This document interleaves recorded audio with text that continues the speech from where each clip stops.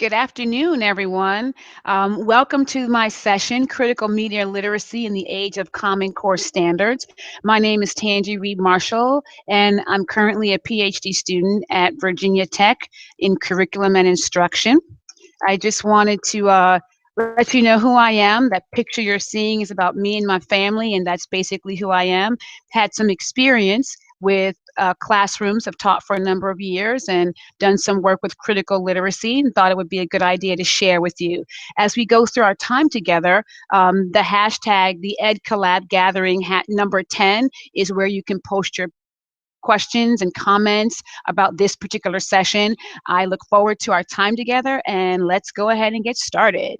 So here's our agenda. We have a 4-phase agenda here. We're going to determine what it means to be critically literate.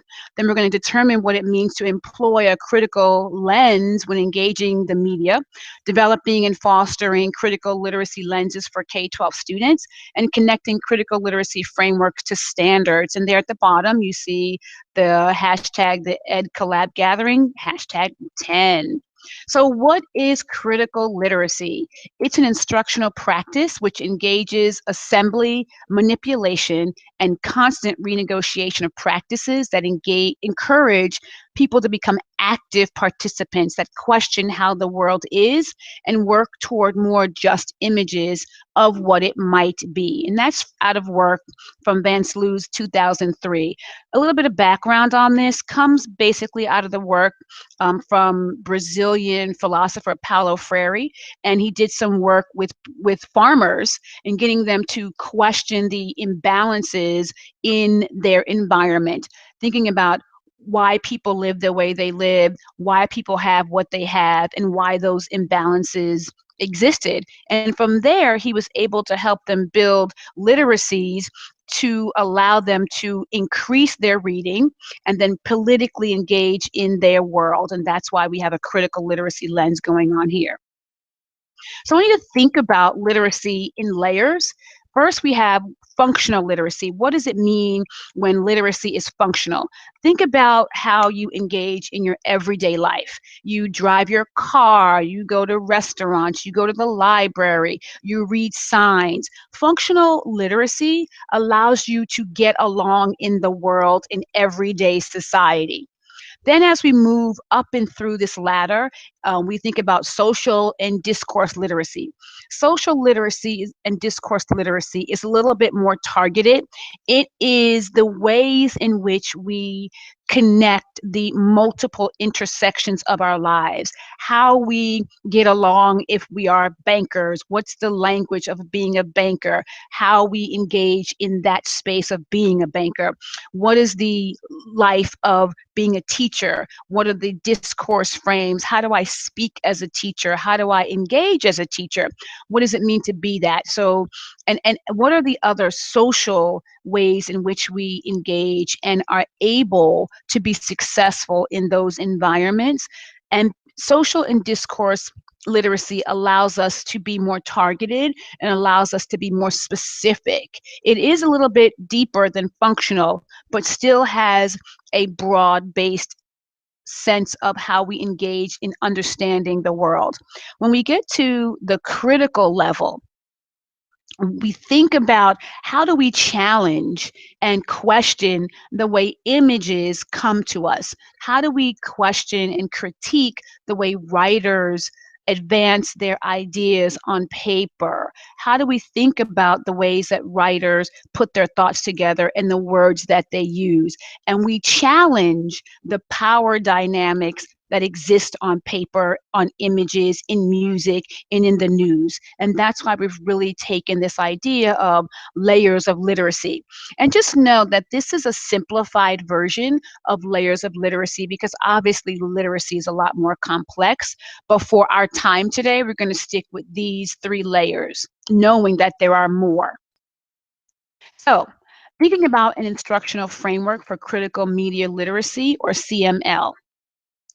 Traditional literacy, when we think about traditional literacy, we want to think about it assumes that a text is fixed and the language is fixed as well. It also assumes that texts include no bias, that you take them at face value on the page. And then it assumes single answer possibilities. And we see this traditional aspect of literacy in the kinds of multiple choice tests that students get. There's a question, there are four choices, one answer is absolutely the correct answer, and the other ones are wrong. When we move continuing up the ladder of literacy or through the ladder of literacy, we get to critical thinking. A lot of attention is paid to critical thinking because we say that kids need to be critically literate. They need to engage in critical thinking. When we think about critical thinking, we also tend to think that there are specific lessons that you can devise to teach critical literacy, critical thinking. And critical thinking is not something that you necessarily do, but you become a critical thinker. The events and lessons that teachers create are meant to allow students to develop the capacity to think critically. So what happens? We think that in this level that knowledge is interpretive. It is no longer fixed. But the language itself still is fixed, and that the text within the four corners of the text remain static and remain fixed as they are. It presupposes no, or then in some areas, limited textual biases. But then when we get to critical literacy, it assumes that texts contain bias. Unlike critical thinking, we tell students normally texts contain bias. Is it positive? Is it negative? Or is it neutral?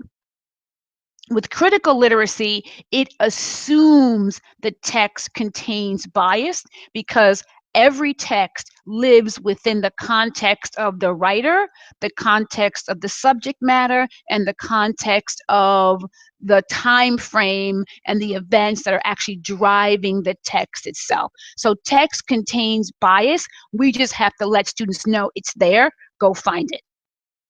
It recognizes contextual impact to text. Like I just said, it's really important that students have a wide lens and assume that texts are going to have context around them, that the text is not self-generating, but it is a relationship between what a writer is thinking at any moment regarding a subject matter he and she chooses to write about. And then that language is transformative. We really want kids at a critical literacy level to think about language in a broad, nuanced, and complex way. That there is no idea that language is absolutely correct or language is absolutely incorrect, but that language has a purpose in a time period, and that language moves across time and context and events. And then with a critical literacy lens, simply because we assume that there is bias, we train students to challenge the assumptions that are emerging in text through the language that we see. And so, what kinds of questions do we think about? Critical questions and critical understanding. What are we trying to get kids to move towards? In this sense, questions are designed to challenge the author's assumption. We are challenging and teaching students to critique ideas presented in the text. We evaluate the text for opportunities to assume a different perspective. We want students to look for voices that are hidden within a text. Or voices that might be on the sideline and given some attention to, but really helping kids consider what would happen if the silenced or sidelined voices are brought to the forefront. And then we want them to learn how to question the balance of power contained within a text. So, how does critical literacy and critical media literacy operate? When you're going through the work of critical media literacy, what are some of the look fors?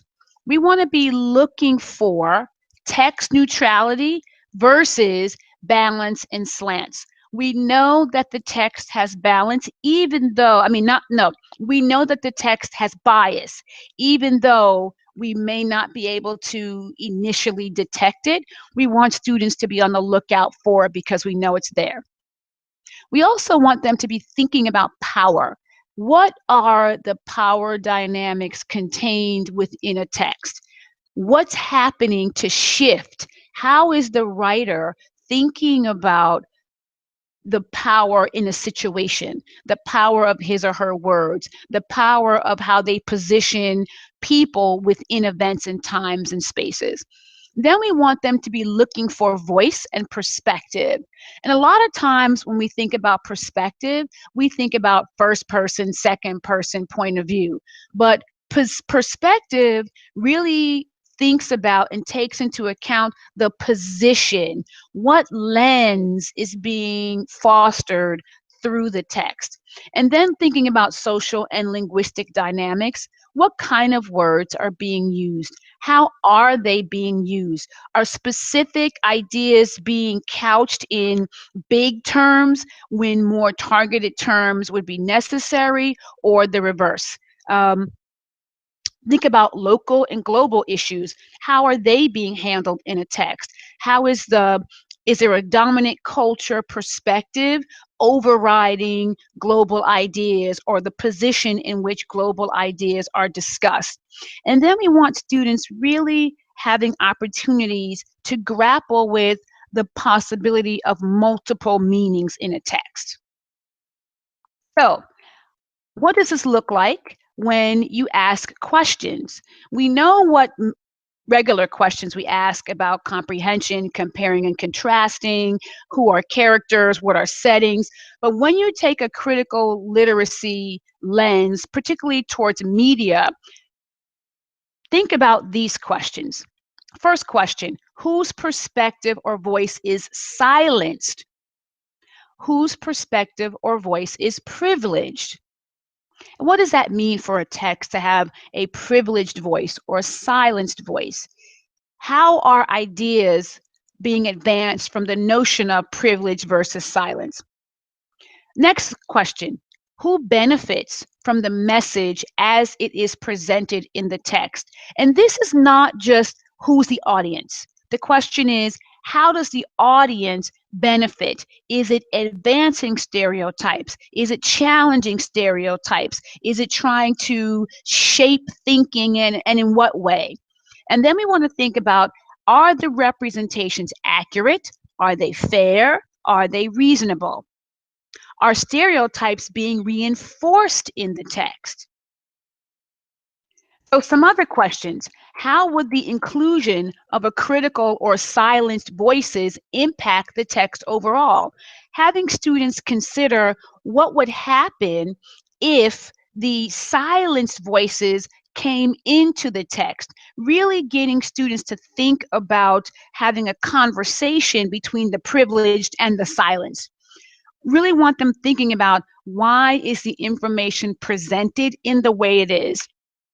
Is there another perspective available that may impact the overall meaning of the text? So really getting students beyond the, what is the central idea? What is the craft? How did the author structure the text? But structure in terms of structure in terms of the balance of power, structure in terms of voicing and privileging and silencing ideas or concepts or people in the text.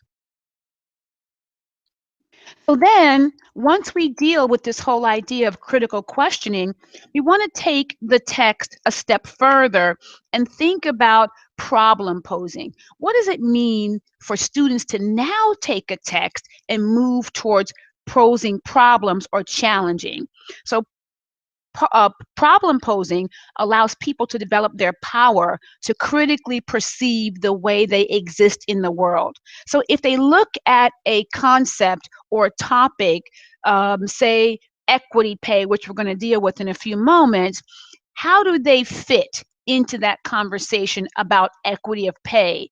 And then problem posing and challenging, unlike the banking of education, problem posing education requires dialogue as indispensable to the act of cognition. So as I pose problems, my cognition is further engaged. And this idea of banking, again, harkens back to Paulo Freire that I mentioned earlier, in the sense that the wide opinion about students tends towards them coming to education as blank slates, waiting to be filled, almost like a piggy bank, that when you get it, it's empty, and you sit back and you fill them with knowledge from on high. Problem posing fosters and creates critical thinkers as students engage in deep analysis of their environments while they're engaging with texts. So we're really bringing students to do real world analysis of what's happening in text and how the text connects them to their world, and challenge them to ask critical questions around their texts. So let's now begin to connect this to standards. And if we think of reading for literary text and reading for information, anchor standard number 4, that standard says we want to interpret words and phrases as they are used in a text, including determining technical, connotative, and figurative meanings, and analyze how specific word choices shape meaning and tone. So let's talk about this conversation of equal pay for all women. Let's read this. It says, women working full-time in the US were typically paid 80% of what men were paid in 2015. And the pay gap was worse for women of color. This is an excerpt from an article in USA Today from April 3rd, 2017. Let's look at some critical questions. First question, how are women represented in the USA Today excerpt? So if we go back, working women, it says women of color. So in this way, women are being seen in two different perspectives. One is women as a whole, but then a separate tagline for women of color. So who are women and who are women of color? And why is there the need to name women of color, but not a need to put a descriptor in front of women? Critical questioning would ask, how are women represented in the USA Today excerpt? The next question, what is the significance of how women are presented in the text? And again, we see this distinction between women and women of color. And so the question becomes, who are women and who are women of color? Who benefits from the way the writer discussed women in the excerpt? That question is worth considering, because it appears on its surface that all women are benefiting from this type of way to categorize women. However, when we look at it, women and then women of color are two different sets of women. One group of women is named with a qualifier, women of color, and one group of women is not named, they're just named women. And so who's benefiting from the absence of who women are? And in this case, we could say that women are white women working full-time in the US were typically paid, and then maybe women of color were paid less. But we'll see if maybe that idea holds true as we continue questioning. So now let's look at another standard, standard 6. Assess how point of view or purposes shapes the content and style of a text. So let's look at this chart. We see here women paid less, differences in pay between men and women. Men are at the men 100% line. Then we have Asian women at 85% of what men make, white women at 75% of what men make. We have African American women at 63% and Hispanic women at 54%. So if we go back to our original, it says women working full time, and then it has women of color making less. And so we have to ask ourselves some very critical questions about perspective here. And so then the perspective becomes, I'm going to go back for a moment. If we think about our questions, how is this particular chart connecting to the idea of women and women of color? Because then we ask ourselves, are Asian women women of color or not? So who are women? And then we have African American and Hispanic women on the other side of that. And so then we're going to look at standard number 9. Analyze how 2 or more texts address similar themes or topics in order to build knowledge or to compare approaches the authors take. So now we're going to look at these 2 text excerpts side by side. Same topic, women paid less. Women working full-time in the US were typically paid 80% of what men were paid in 2015, and the pay gap was worse for women of color. And then we see the chart. We have Hispanic, African American, white, and Asian, and we see their different percentages. And then we see the red line at the top, meaning men, 100% looking, that's the 100% line, and that's the comparative side. So our question becomes, who are men in the chart? And in that question, we can say, we don't know for sure. We might need some more analysis. We're building knowledge here because we're looking at how much women are being paid percentage-wise to men. So who is absent from the conversation about pay equity? Much like they show women, working women, and women of color, all men have been put under the category of men at 100%. But if we're asking kids to really think deeply, we can ask them to make some assumptions about who men are in the chart based upon what they're seeing about how the different groups of women are stacking up against the 80% and who gets paid less than 80% in conjunction or in relationship to the men. Say, what are readers meant to understand? It's a little bit different than your standard, what's the central idea here?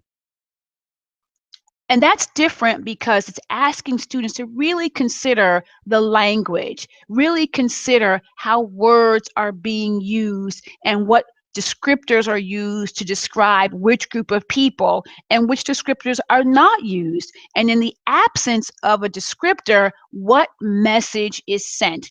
That's what you get after when you look at what are readers meant to understand. And then what challenges does this text pose? So if we go back and think about, I'm going to go back again. We think about these 2 text excerpts side by side. What does it mean for what is actually going on here? Who is benefiting most from the way in which this text is constructed and what language is inside this text? So, what challenges does this text pose? It poses several challenges because it gives us the idea that students really have to step back and analyze language not as something that is fixed, but language as something that is really, really fluid and meant to shift the way we make understandings. And so, critiquing media with questions. Evaluate the representation of women in both texts. In both texts, the women are seen in different categories. But in the first text, you have women and women of color. And then you ask yourself, are Asian women women of color, or are only those who are below white women considered women of color? And what does that mean? And then the next question becomes, what's the effect on the reader's understanding of pay equity as advanced through these texts? That's an interesting question.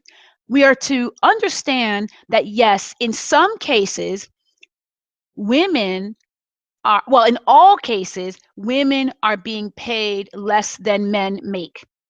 So men represent $1 versus $1. Certain women represent $1 and 50, then the other side is 54 cents. Another group of women is $1 and then 63 cents. Then the other group is $1 and then 75 cents. And one group is $1 and 85 cents as a comparative. So what's happening and what they're meant to understand about a couple of things. Number one, who are women? Who are women of color? Who are men? And do all men equal 100% pay equity? Is there equity among pay for men? Or is this equity only an issue of men versus women?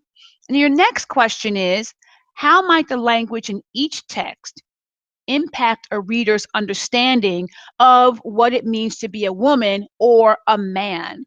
And then we think about, why is there this disparity? What's happening with Asian women from a job perspective? What's happening with white women from a job perspective, African American women and Hispanic women from a job perspective? What kinds of jobs do Asian women typically have that brings them closer to the 100% or $1 for $1? What kinds of jobs are Hispanic women have that give them the $1 to 54-cent ratio, and then in between the lines? And what happens that all men get paid the same dollar for the same work?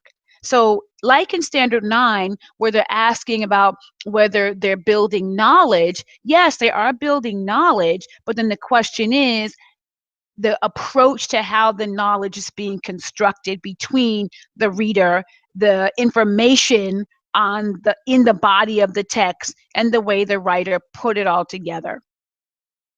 And so let's think about now equal pay for men. Are all men being paid the same? So here's another article. Racial gender wage gaps persist in US despite some progress. So white men out-earn Black and Hispanic men and all groups of women. That's very, very different than how some of our other texts were presented, because here they specifically name who men are. So right now, we can harken back to our chart that had the men at 100%.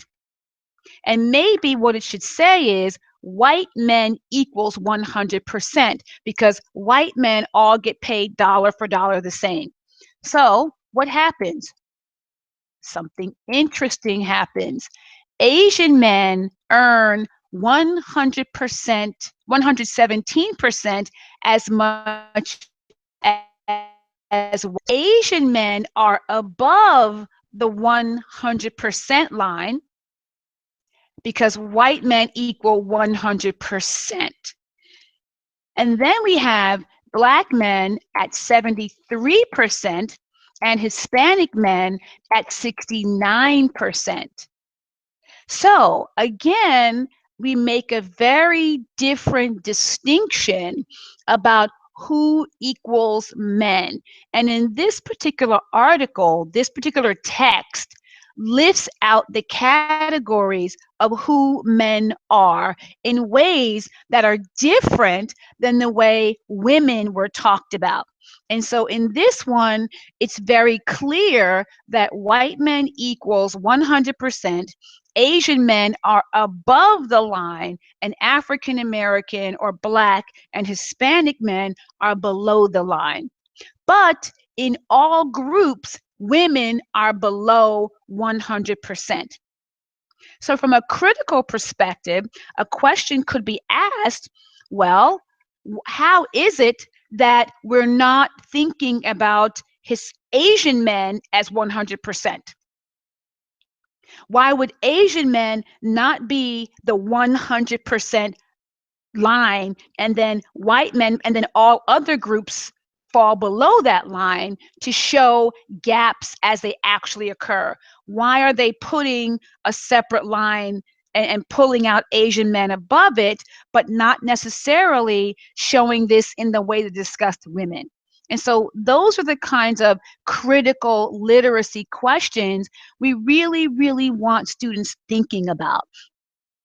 So when we think about the fact that men as a category has now been itemized, Black women, Hispanic women are below the line, as are white and Asian women. Asian men are above the line, but Black men are at 73. So 100% does not actually equal 100%, because in this particular text, we see the way it's laid out. And if we ask questions about the dynamic of power, we have to think about who is benefiting from the way in which this headline is pushed. The second line here makes a distinction, and it doesn't say Asian men out earn all other groups of men and women. It's specific to show white men out earn Black and Hispanic men and all other groups, and then embeds the information about Asian men within the body of the chart. And so we want to be able to get kids to key in on text structures and layouts to really begin to see how are messages being advanced inside text. How are ideas being advanced in a text, and who really is benefiting from the way in which texts are shaped and ideas are constructed, and the way words are used and placed on a text. So if we think about this in terms of another standard, a really common standard, standard 2, determine central ideas or themes of a text and analyze their development, summarize the key supporting details and ideas. So if we critically deconstruct, what did you notice about the language in the chart? We noticed the way in which white men were positioned, the way Asian men were positioned, the way Black men and the way Hispanic men were positioned, and the way women were positioned in the text altogether. And then we think about what central ideas are advanced through the chart. And if we go back and look at, sorry about that, if we go back and look at women in this particular chart are put off to the side as a whole group, and within the body of the chart, we see that the Asian men are put in there positionally. We know that they earn more, and I've drawn it out for you so you can see it more clearly, but in the body of the text, it's actually embedded within softer fonts inside the text. And we see how African American or Black men and Hispanic men, their numbers and their chart lines are shown within the text. About the central idea of the chart, it's really building knowledge, so we can go back to standard 9. It's building knowledge about the concept of pay equity across all of the groups, but it's also giving us a peek into positionality. It's also giving us a peek inside the premise of who has power in the discussion about pay equity by group. And we can see that there are certain groups of people who have positional power within the body of text, even when they are making less than 100%. There's still a power dynamic at play. There's still a privilege at play. There's still a marginalization of voice and perspective at play, even in the way numbers are pushed out and shared through. How does the language open an opportunity for readers to renegotiate the way facts are represented? A lot of times when we deal with facts as if they are completely and utterly unchallengeable, particularly if the facts are numbers. And so in the chart with the men, where it showed men were 100%, we now know line should say white men equals 100%, because later on we showed Asian men were above the line, and then all other groups were proportionately below the line. So maybe we should say, or level set, the number that Asian men equal 100%, and then all other male and female groups will fall below that line.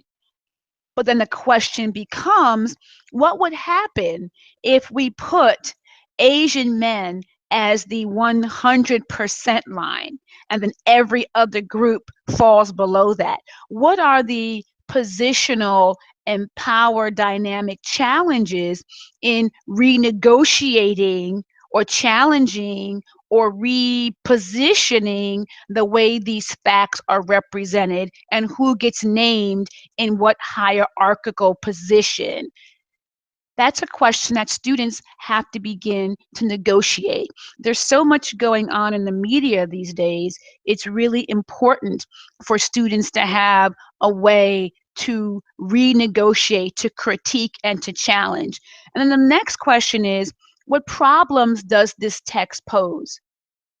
Kids have to ask that. It's not enough to ask them, what's the central idea? How did the author structure the text? Summarize this text for me. What problems does this text pose? It poses serious problems. It offers students a space of dialogue. These kinds of questions open the door for students to begin to address other standards, your speaking and listening standards. These kinds of questions flow right into Socratic seminars. How does the positioning of information pose a problem for humanity, for our understanding of who we are as people in relation to other people? That's a really important exercise for kids to engage in. And these are small, quick texts that you can lift out of a larger text and then do this kind of deconstructive critical media analysis, and then put them back into the body of a whole text and increase dialogue and deepen conversations. So, critical instruction. What is necessary to bring a critical media literacy perspective to instruction? That's a great question for you to think about as you tweet about this, and go to the hashtag, the Ed Collaborative Gathering, number 10, and think about, what would you do differently or to enhance these kinds of critical media literary perspectives? What kinds of questions might you begin to ask people to do, or ask your students to consider, as you play around with extending their knowledge beyond the who wrote the text, where was the text written, and really getting them to challenge the way ideas are flowing through the text? Thinking about, when they say things like women, do they really mean all women, or do they mean a particular group of women as positioned to other groups of women? And then the next question is, how might a critical media literacy perspective engage students and foster deep literacy? That is an important question as we think about preparing students for college and career readiness. And it's important to be able to have students do multiple choice questioning, because that's the way students are measured, but it's important to do more than that. Critical media literacy helps students decipher between what is factual, what is accurate, and what is fake. but we can't get there unless we begin to ask really important, deep level questions that get kids to pose problems, that get kids to critique and challenge and question balances of power within a text, and get kids to challenge the position of names and the position of people and the position of ideas in the text. And it's really important to say not just who is the author, but who is the author from a contextual standpoint. Why is the author writing about this particular topic in this time frame, and how does the time frame impact the way people and places and ideas are positioned? And can there be a challenge to the way in which the writer positioned and advanced central ideas and central notions within a text? And so now we always have questions, and if you're questioning, I would love to be able to see your questions and be able to answer you. And it's been a real pleasure. That was a quick 40 minutes, and I hope the idea of building critical media literacy in the age of Common Core has given you some ways to think through comprehension, text analysis, marrying standards, and deeply engaging students in how to navigate text for deep engagement and deep literacy. It's been my pleasure to hang out with you today. My name is Tanji Reed Marshall, and have an awesome day. Thank you so much.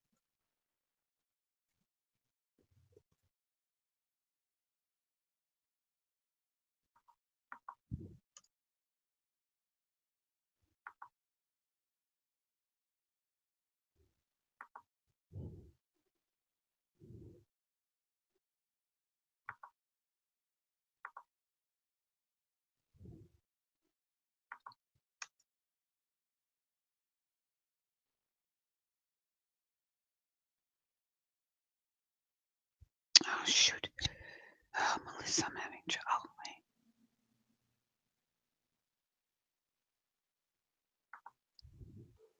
Okay, so we do have a few questions. Okay, good. I saw some on the chat, and I was trying to type into it, and I hit a button that something funky happened. That's okay. So what, I was like, what happened? That's all right. So I'll just read them to you. So how can we Okay. begin a process of bringing that critical media literacy perspective to education?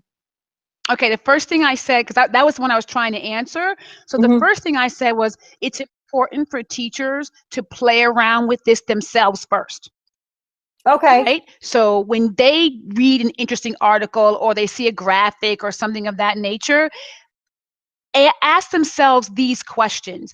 Who is talking? Who's not talking? Is there a power dynamic going on here? Look for gender inequity within the body of a text. Play around yourself, read it, answer those questions yourself, and then bring it to your students. Okay. And say, hey, I've been playing around with these ideas. Let's play around with them together. Okay. All right. So any more Yeah. questions could be put on Twitter and then you can answer them there, correct? Yes, ma'am. I sure can. How did it go? Awesome. Okay. Thank you. So I'm going to share the next events we have coming up next. We have a session about trusting the experts, about authenticity, audience purpose, and voice. We have a session about literacy teaching in the era of higher standards. We have one with family engagement, and then we have one about a professional learning path. So please join for the next session. Thank you, everyone, and thank you to Tanji. Thank you. It's been a pleasure. Have a good day, everybody. I'm going to go on Twitter. Thank you. All right, are you still there?